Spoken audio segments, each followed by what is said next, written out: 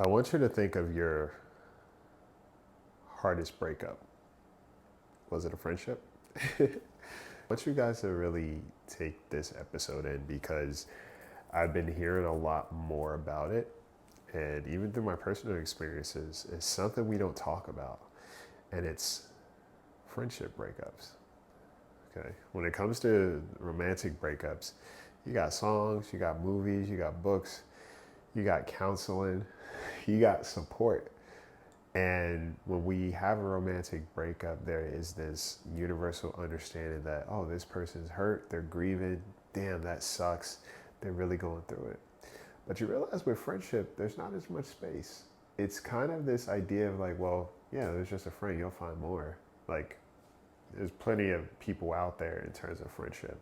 And there's not really a environment where people can actually grieve. And the reason why these breakups are so hard is because there's a lack of support or acknowledgement for what's actually taking place. You know, we need to understand that friendship is one of the most significant relationships you will have in life because it's usually at the epicenter of everything else going on in life. And I find it very ironic when people say, well, yeah, everybody has a busy life. We got things going on. But your friends are not separate from that experience. Think about when you have a good day, when you have a bad day, your partner, something's going on there.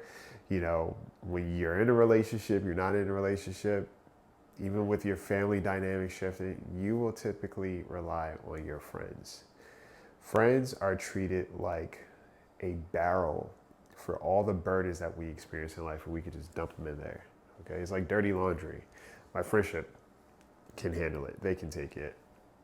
We go back to all these other spaces and we never feel obligated to actually show up in that space and be like, hey, how can I take care of this relationship? How does this relationship improve? What do we need to do? Friendship is a relationship. It is not it's not a first responder. It's not a tool you pull out of the tool drawer. Okay? It is not this thing that while it's optional according to society standards, it's another person. We are literally dealing with other people. However, we see them as these fixtures in our lives that we can either interchange or we can, you know, extract from without there being any responsibility to show up. That's literally how a lot of people treat friendships, which is why when friendship breakups happen, there's usually a certain amount of loneliness you feel. It is not just about that relationship per se, while it is, it's also about the lack of repair, the lack of resources, the lack of responsibility, or just a lack of recognition in that. You know, there is no friendship therapy. I read somewhere recently. It was just a comment somebody put out. They're like, you know, if your friend asked you to go to therapy, would you? And when I looked at how many no's were there, where people were like, yeah, why would I go to therapy for a friendship? You know, it's not that deep. But we're missing a very key component there. Why would I not try to repair one of the most significant relationships that I will have in my life? The beautiful thing about friendship is that it is a choice.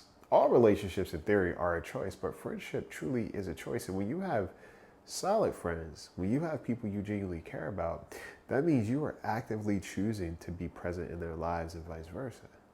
It's an active choice. It's not obligatory. And a lot of times we fail to realize that how we show up in our relationships, the people we are choosing as friends, will mirror a lot of our value system in terms of how we navigate the rest of the world. It doesn't just stop there. A lot of times there's a grief and there's a loneliness because you lose these inside jokes, you lose these moments of just, you know, randomness, if you will. You lose this very intricate connection where you have chosen family. Okay. Yes, romantic partnerships are also chosen family too. But friendship, it's a little bit different because society doesn't tell you that you need friends. Society only tells you that friends matter when you're in a rut. And that's where a lot of people fell short. We're so fearful to say that we lost a friend or a friend betrayed us or we betrayed a friend, okay, or we didn't try hard enough and now this friendship is no longer present. Or sometimes we just won't admit to it. We'll say online how important friendship is, but in our waking life, we're not even participating in friendship properly. And that it really does lend itself to a lot of information in terms of how do we think of these people. All right, is this person a part of my life, or are they just a bonus? Are they a byproduct, right? Are they a buffer for me?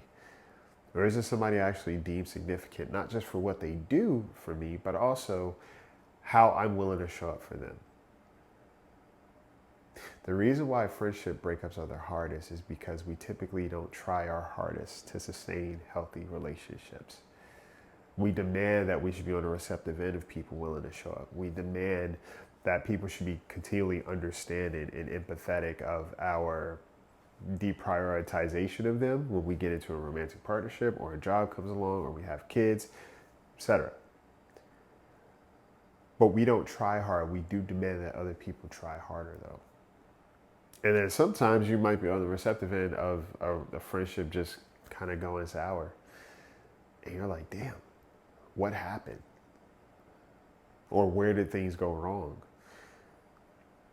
It's very rare that people will take ownership and responsibility.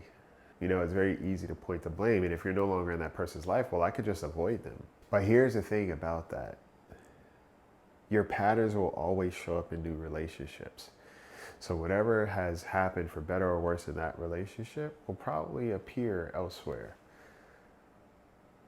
Friendship breakups teach us this thing that, hey, even if we may not value these people properly, or even if we are not valued properly, there's still a clear value of this person and how they impact us and who they are. So if you are moving through a friendship breakup and you're left with so many questions, well, what would it look like to ask, hey, what happened? And if you can't get that, well, how do you move forward? What can you address? Sometimes we think we are supposed to be okay with these relationships ending, and you don't necessarily have to be. And what I mean by that is you can grieve and you can speak on it. You know, the reason why friendship breakups are so hard is because a lot of times the grieving space is not accessible. You can't really talk to somebody about losing a friend without them kind of just dismissing it. Like it's not that big of a deal.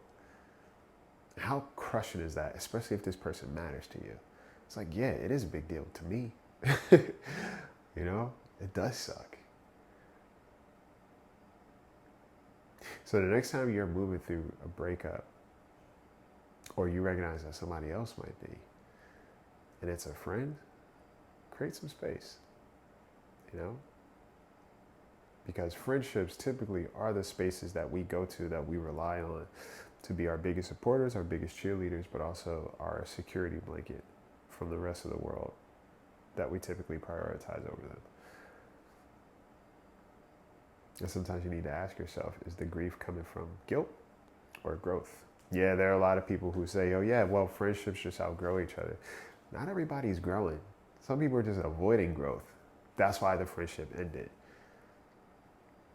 I think if more people were actually committed to growth, intentional growth, we would have a better understanding and definition of friendship. And also realize not everybody you're labeling a friend is a friend.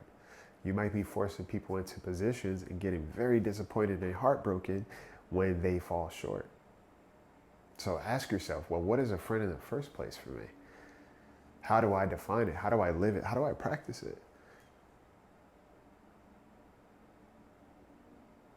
Friendship breakups are hard too, because sometimes it's hard to find a solid friend. All right, so if you're moving through, I just want you to think about this. Okay, you can take it or leave it, or you can pass it to somebody who may need it right now. But more than anything, just take a deep breath. And like, subscribe, follow. And at the end of the day, it's just information.